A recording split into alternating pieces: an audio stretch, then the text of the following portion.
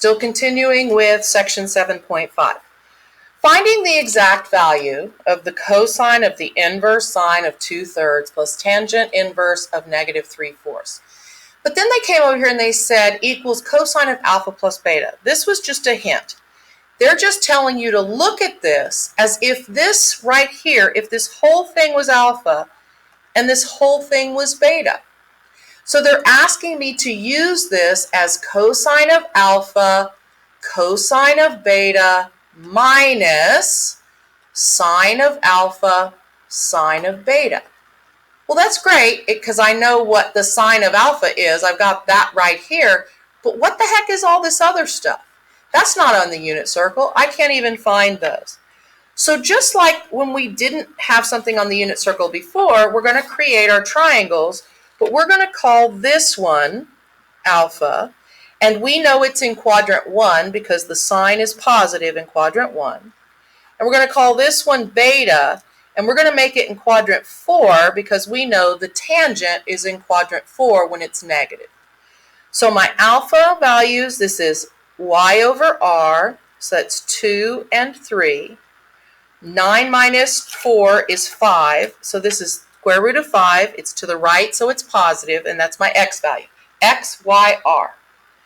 And on beta, they told me this is y over x, so I've got 3 and 4, and which one gets the negative? The one pointing down. So -3, positive 4. 4 squared plus 3 squared is 25, so this is 5. There is my, let me put that in blue so you know it was different. There is my radius. 4 is x, -3 is y, and 5 is radius. And what is cosine of alpha? The cosine of alpha is going to be x over r, root 5 over 3. That's cosine of alpha. What's cosine of beta? X over r, 4/5. Minus, from the equation, sine of alpha, let's go back to the alpha triangle, y over r, that's 2/3. Sine of beta, y over r, that's -3/5. Okay, y over r, -3/5. This multiplies to 4 root 5 over 15 plus, because I got a minus times a negative, 6 over 15. Those are not like terms. We usually put the radical at the end, so I'm going to write 6 plus 4 root 5 all over 15. We're going to omit this problem because this actually wasn't supposed to be on here. That was just a mistake. So now we're going to take and we're going to finish up this section.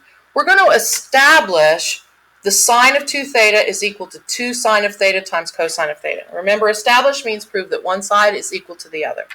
Now, I know, this isn't in our notes yet, but I know that the sine of 2 theta could be rewritten as the sine of theta plus theta. Does everyone agree that 2 theta is equal to theta plus theta? I've got 2 of something, therefore it's something plus itself.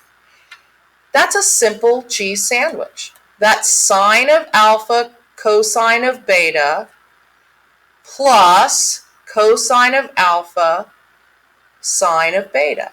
So let me rewrite it with the theta in it because that's what's in the problem. I'm going to write sine of theta plus theta for my first step.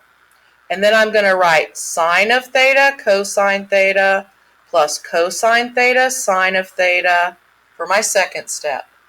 Now, in math, we know that multiplying order doesn't matter. So I'm going to rewrite this as sine of theta cosine theta plus, and I'm going to switch these two around. Sine of theta cosine of theta. Well, how many sine of theta cosine thetas do I have? 2 of them. 2 sine of theta cosine of theta equals, and it matches, so we just established an identity. So that looks kind of like a special case when we have 2 theta. It's just a special case when alpha and beta were equal to each other. Let's establish this next identity using the same concept.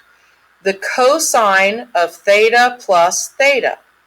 Well, that's a chugga-chugga-shoo-shoo problem, so I'm going to rewrite it. This is alpha and this is beta, So I'm going to write cosine theta times cosine theta. They were both the same. Minus, because we're on the opposite track, sine of theta, sine of theta. Wait, cosine times cosine is cosine squared of theta. Sine of theta times sine of theta is sine squared of theta. And that equals what we started with. It matches. So we have established the identity. Now these two are examples that we're going to use to do section 7.6 on the next video. But note that these formulas, they might be a little intimidating. These formulas might be a little intimidating, but they're just special cases of the sum and difference formula, which means if you like this, you can use the sum and difference formula. You don't have to use this formula right here. I personally like these special cases because they're on your cheat sheet and you're going to be allowed to use them.